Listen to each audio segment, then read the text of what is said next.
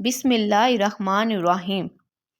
सब्र और नमाज के ज़रिए मदद तलब करो, यानी जब तुम्हें गम हो तो दो चीज़ें ऐसी हैं जो तुम्हारे लिए सहारा बनेगी। छोटी छोटी बात पर शोर मचाना।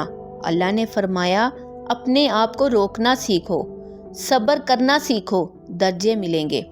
हज़रत अय्यूब अलैहिस्सलाम 18 साल बीमार रहे। जोजा कहने लगी, दुआ मांग लें, दुआ कर लें, तो आप फरमाने लगे बीबी से कि सेहत कितनी देर रही? कहने लगी 60 साल। तो आप फरमाने लगे, ज़रा बीमारी को भी 60 साल हो जाने दो, फिर दुआ भी कर लेंगे। दुआ के ये अल्फाज बोले तो अल्लाह ने शफा दे दी, तंदुरुस्ती आ गई। एक दिन घर में बैठे थे तो बीवी ने पूछा कि हजूर दुख अच्छे थे या सुख? तो हज़रत अय्यूब फरमाने लगे कि सारे दिन अल्लाह के हैं, लेकिन दुख बड़े अच्छे हैं। मुझसे कोई पूछे तो दुख बड़े अच्छे हैं। बीवी ने पूछा किस तरह? तो हज़रत अय्यूब फरमाने लगे कि जब मैं बीमार था तो 24 घंटे में मेरा रब एक मर्तबा मेरा हाल पूछता था। एक मर्तबा मेरा रब पूछता था कि अय्यूब तेरा हाल कैसा है? फरमाते कि 12 घंटे तो लज्जत ही रहती थी कि मेरे रब ने मेरा हाल पूछ लिया, और अगले 12 घंटे में इंतज़ार करता कि मेरा रब मेरा हाल कब पूछेगा। फरमाने लगे, मैं अब सही तो हो गया, लेकिन मेरा रब मेरा हाल नहीं पूछता। मेरी प्यारी बहनों और भाइयों, मुश्किलात जो होती हैं वो सजा देती हैं, संवार देती हैं। तुझे याद आता है कि कोई अपना है।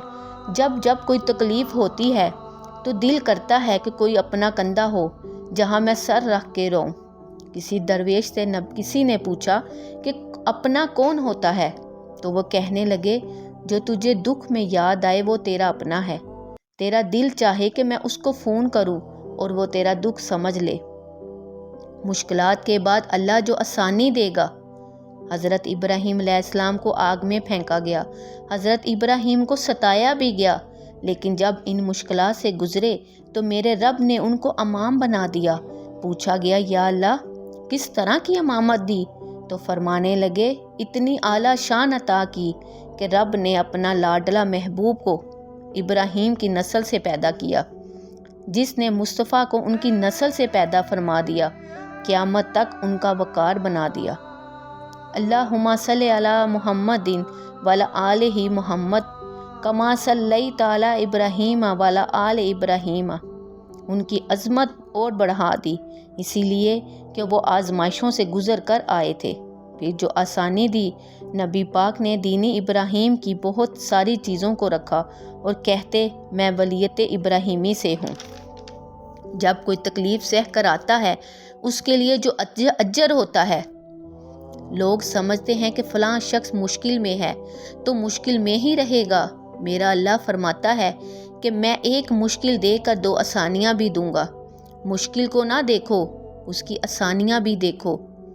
हज़रत यूसुफ अलैहिस्सलाम को उनके भाइयों ने कुएं में फेंका, और जब कुएं से निकले तो मिस्र के बाज़ारों में बिके, और जब जुलेखा ने इल्ज़ाम लगाया तो जेल भी जाना पड़ा।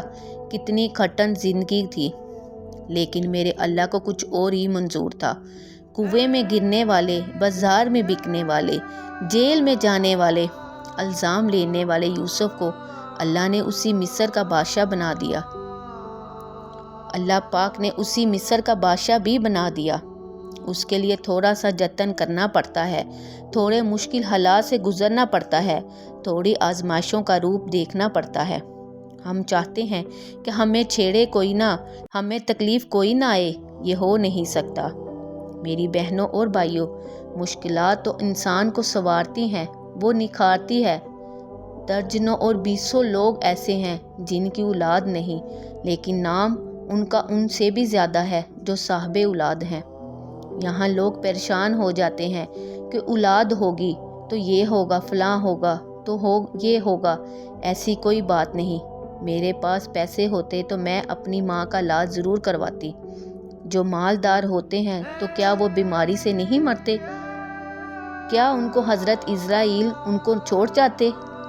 याद रखो, ये जो आजमाइशें होती हैं, तकलीफ़ें होती हैं, उन पर फजल भी ज़्यादा होता है। जिन लोगों ने मुश्किलात बर्दाश्त की उनको इनामात मिले, दर्जे मिले, रुतबे मिले।